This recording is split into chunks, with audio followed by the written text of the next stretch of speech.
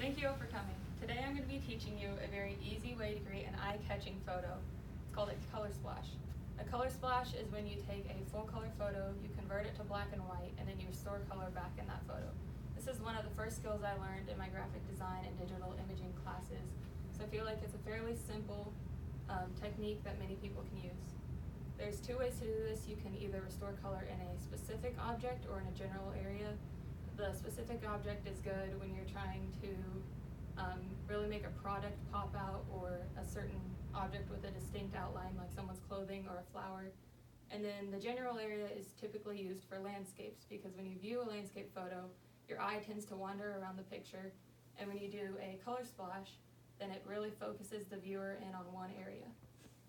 So to start this, you open Adobe Photoshop and then you select your photo by going to File and Open.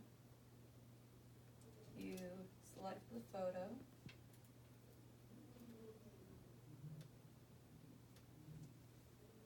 For this one, I'm going to be turning the sunflower in color and the rest of the photo black and white. So to turn this black and white, I go to Layer, and then go down to New Adjustment Layer, and go over to Black and White. Then with the eraser tool, you're going to trace around the outline of the sunflower. When you trace around the outline, you want to make sure that your hardness is at 0%, that way that the object fades into the picture, and you don't want really hard, sharp lines.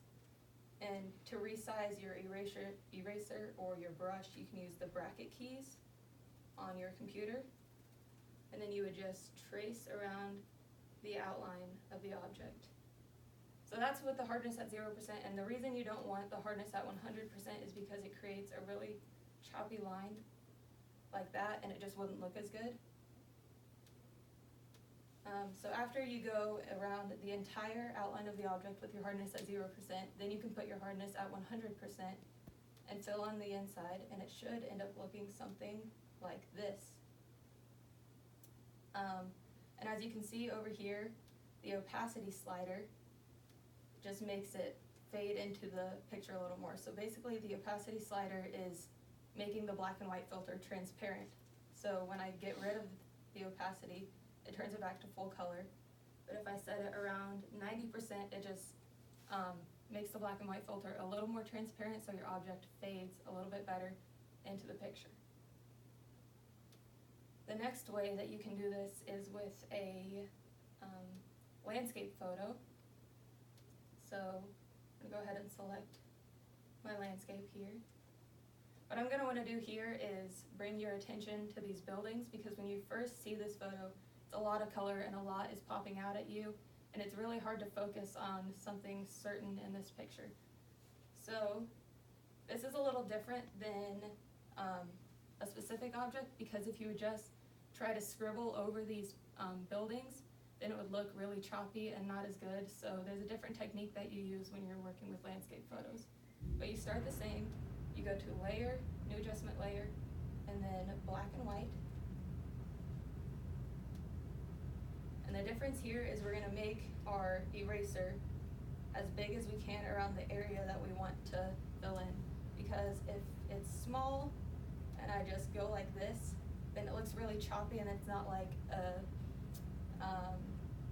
noticeable shape, I guess.